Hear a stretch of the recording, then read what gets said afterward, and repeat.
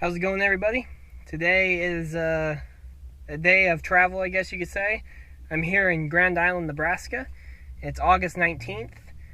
Just drove all the way from Colorado today, so I'm a little bit tired, and made it out to a car show at the local airport.